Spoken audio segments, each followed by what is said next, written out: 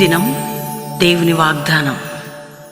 ఈ ఉదయకాల సమయంలో ఈ దినం దేవుని వాగ్దానం చక్కటి ఆత్మీయ కార్యక్రమం ప్రేమతో ఆహ్వానిస్తూ ఎలా ఉన్నారు? బాగున్నారా? పొద్దున్న లేచారా? అద్భుతంగా దేవుడు కృప చూపి మరి ఈరోజు చివరి దినం, దేవునికి మహిమకరంగా 3 దినాలు జరిగాయి. ఇది చివరి దినం అండి.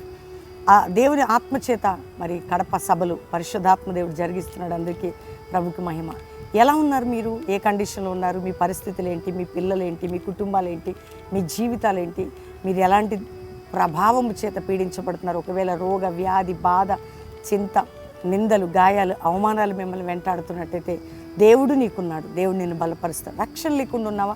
యేసు రక్షకుడు నీకోసం ప్రాణం పెట్టి రక్తం కార్చిన యేసుకు నీ హృదయాన్ని ఇస్తే నీ జీవితాన్ని దేవుడు ప్రేమించి నడిపిస్తాడు. ఈరోజు ఒక చక్కటి మాట నేను చదువుతున్నాను, వాగ్దానం విందాం. కీర్తన గ్రంథం 12వ కీర్తన 5వ వచనం. బాధపడు వారికి చేయబడిన బలత్కారమును బట్టి దరిద్రుల నిట్టూర్పులను బట్టి నేను ఇప్పుడే లేచెదను. నా రక్షణ కోరుకున్న వారికి నేను రక్షణ కలుగజేసేదను. బాధపడు వారి బాధ నిట్టూర్పును బట్టి నేను ఇప్పుడే లేస్తా. నీ విషయంలో ఇప్పుడే నీ నిట్టూర్పుని నీ బాధని బట్టి నేను ఇప్పుడే నీ పక్షంలో కార్యం చేస్తా అంటున్నాను. నీ బాధను చూచి నీ నిట్టూర్పుని విని నేను నా కార్యం జరిగింతుని ఈరోజు వాగ్దానం. ఎంత ధైర్యం అండి! నువ్వు నిట్టూర్పు అబ్బా అనేది ఒక నిట్టూర్పు. నిజంగా ఎన్ని సమస్యలు గుండా నువ్వు ప్రయాణం చేస్తున్నావు, ఎన్ని బాధలు గుండా వెళ్తున్నావు, ఎన్ని పోరాటాలు గుండా వెళ్తున్నావు, ఏ వేదన గుండా వెళ్తున్నావు, ఆయన వింటున్నాడు, చూస్తున్నాడు, లేవబోతున్నాడు. అనే విషయం నీ కుటుంబంలో నీ జీవితంలో ఆయన లేవబోతున్నాడు. కాబట్టి ఏ విషయంలో భయపడక ధైర్యంగా ఉండండి. ప్రార్థన మానకండి, వాక్యం చదవండి, ప్రభు తట్టు చూడండి.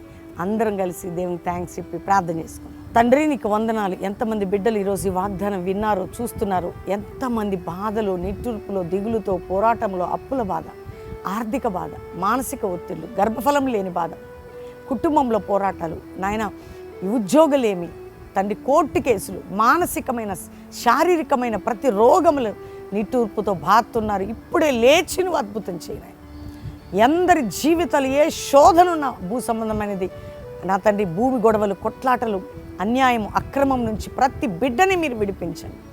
నీ కష్టం బాధ నీ వేదన చూచే దేవుడిని అన్నావు కాబట్టి మా కష్ట బాధ సమయాల్లో మీరుండి ఇతర దేశాలు ఎందరు కష్టపడితే, ఎందరు బాధపడితే, ఎందరు ఇబ్బంది పడితే, ఏ సమస్యలు ఉన్నా విడుదలిచ్చి వారి దేశంలో రక్షణ, ఉజ్జీవం, అభిషేకం, కాపుదల నీ సన్నిధి వారికి తోడుగా ఉంచి భారతదేశ ప్రజలందరినీ రక్షించి క్షేమమయ్యండి, సమాధానం ఇవ్వండి, కాపాడండి.